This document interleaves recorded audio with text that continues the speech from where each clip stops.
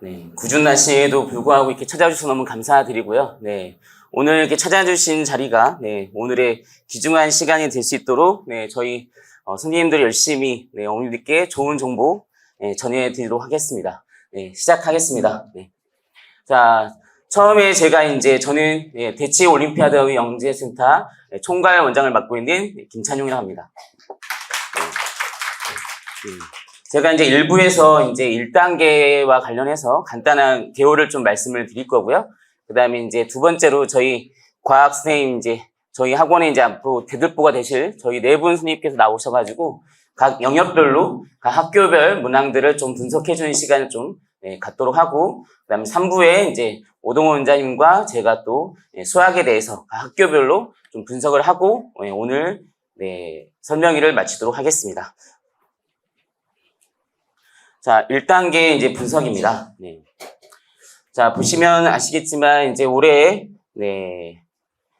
이제 많은 학생들이 이제 지원을 했습니다. 네. 근데 이제 아시겠지만, 올해 중3 학생 수는 작년에 비해서 학령 인구수가 6만 명이 감소를 했어요. 네. 6만 명이 감소했기 때문에, 실제로 이제 이 부분이 영재학교 지원에 어느 정도 영향을 미칠 것이냐, 여러 가지 매체에서도 얘기를 하고, 지켜봤는데, 결과적으로 보니까, 오히려 조금 더 늘었더라는 부분입니다. 아무래도 이 부분은 이제 지금, 현재 이제 그 교육 과정과 그 다음에 입시 제도가 바뀌면서 아무래도, 특목고 자사고가 점점 유리해지고 있는 대입 전형에 조금 더 어머님들이 귀를 기울이신 게 아닌가라는 생각이 되어지고, 앞으로 이 정도의 부분은 계속 가지 않을까, 이렇게 생각이 되어집니다. 자, 이제 가장 궁금하신 거는 이제 지원자의 이제 2차 응시자 숫자일 겁니다. 이제 응시자 숫자를 이제 보시면 대략적으로 이제 모든 학교가 조금씩 늘었습니다. 서울하고 경기만 서울, 경기, 그다음에 대전 일부만 지금 줄고 여기 이제 세종, 인천하고 늘고 그다음에 가장 많이 는 학교가 이제 한국영재학교입니다. 그래서 이제 앞에 우리가 이제 봤겠지만 한국영재학교가 지원자 수가 급격하게 증가한 부분이 있습니다. 이 부분은 뒤에 가서 조금 더 말씀을 드릴 텐데, 그래서 이제 대체적으로 보시면 2차 응시자 숫자를 보시면 대략적으로 크게 작년과 크게 다르지 않다. 이렇게 보시면 되겠고, 그러면 실제로 이제 서류 지원자에 대해서 응시자 숫자까지 해서 실제로 우리가 어떤 변화가 일어났는지 조금 더 자세히 들여다보겠습니다. 자, 이게 이제 실제로 지원자 수와 2단계 응시자 수를 이제 비교한 데이터입니다. 보시면 앞에서 말씀드린 것처럼 이제 지원자 수는 작년과 올해 크게 다르지 않습니다. 다르지 않은 상태에서 지금 학교별로 이제 2단계 숫자가 조금씩 이제 변화된 부분이 있는데, 이제 우리가 조금 눈여겨봐야 될 거는 실제로 인천영재학교 학생 수가 급격하게 지금 160명 정도 는 걸 볼 수가 있어요.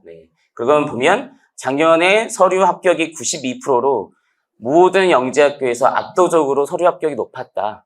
그러다 보니까 실제로 수도권 학생들이 인천으로 많이 지원한 경향이 있습니다. 그래서 그렇게 보시면 되고, 마찬가지로 보시면 합격률이 낮았던 두 학교, 대전과 대구가 급격하게 줄었다. 그래서 대구 같은 경우는 벌써 230명가량이 줄었고요. 그다음에 대전 경우도 116명이 정도 줄었다. 사실은 대전 같은 경우는 예전에도 제가 설명 때 말씀을 드렸지만 항상 지원자 수가 400에서 500 사이를 넘어가질 않습니다. 아무래도 대전 영재학교에 대한 부분이 수도권 학생들이 대전까지 내오는 부분에 대해서 부담을 많이 갖기 때문에 실질적으로 대전 이하의 지역에서는 대전을 거의 지원하지 않습니다. 실제로 지금 대전 영재학교의 학생 수를 보면 대전 출신이 3분의 1, 서울 출신이 3분의 1, 나머지 출신이 3분의 1입니다. 그만큼 대전과 서울의 비중이 높다 보니까 사실 타 지역에서 지원하기가 되게 꺼려되는, 오히려 차라리 대전 정도 지원할 거면 서울, 경기를 쓴다. 이게 보통 지방의 분위기 때문에 아마 대전 영재학교는 앞으로도 계속 이 정도 숫자로 지원이 갈 것 같고요. 근데 마지막으로 보시면, 한국영재학교가 급격하게 848명에서 1100명으로 늘었습니다. 그렇죠? 네. 1100명을 는 걸 보면 지금 제가 숫자를 나눠서 써놨는데 750과 350인데 아시겠지만 350은 장영실 전형입니다. 작년에 장영실 전형에 223명이 지원을 했는데 올해 같은 경우는 350명으로 급격히 늘었습니다. 아마 이제 그 부분은 어머님들 잘 아시겠지만 장영실 전형에서 탈락을 하더라도 150명가량은 다시 일반적으로 시험을 볼 수 있기 때문에 아무래도 부담 없이 조금 더 지원하는 경향이 늘었고요. 그래서 이 부분은 아마 내년에도 마찬가지로 이 정도 숫자로 지원을 할 것 같습니다. 근데 이제 지금 장영실 전형 같은 경우 올해 이제 오늘은 말씀을 안 드리겠지만 지금 살짝만 말씀드리면 실제로 이제 까놓고 봤더니만 네, 너무나 학생들이 일관된 활동을 한 친구들이 너무 많았다는 겁니다. 너무 많았고 저희 학원에서도 이제 일부 학생이 떨어지고 일부 학생이 붙었지만 사실 두 학생의 어떤 자소서나 그동안의 근거를 보면 큰 차이가 없어요.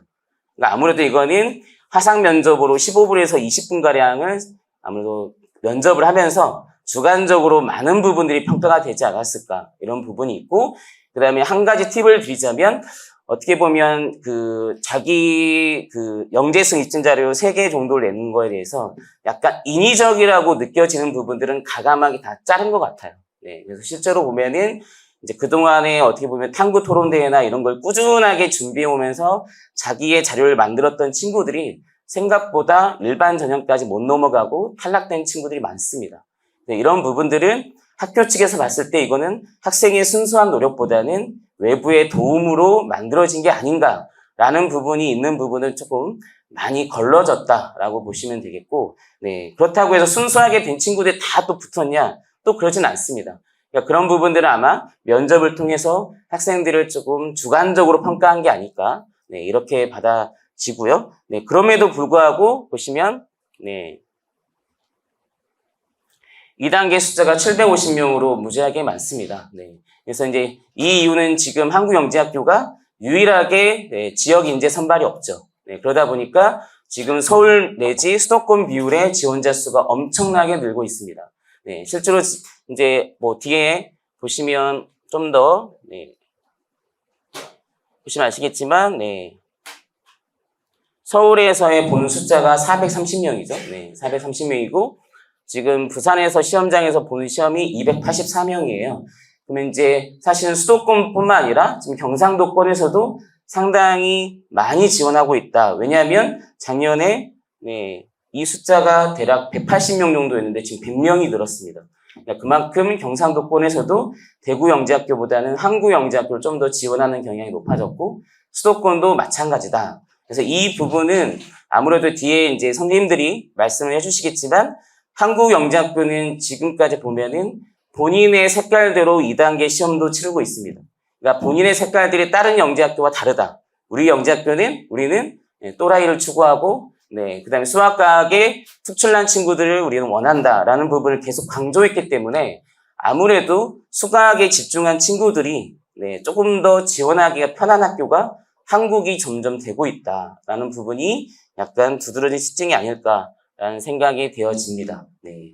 그래서 1단계는 제가 이 정도로 가볍게 네, 끝내고 네, 2단계부터 이제 어머님들이 제일 관심이 많으실 거니까 네, 저희 이제 네, 잘생긴 사람 순으로 나와서 아마 발표를 하게 될 겁니다. 네, 그래서 가장 누가 잘생겼는지 현장에서 한번 보시면 네, 될 것 같고요. 네, 저희 지학 최종님 선생님이 나오셔서 네, 지학에 대해서 말씀을 주시겠습니다.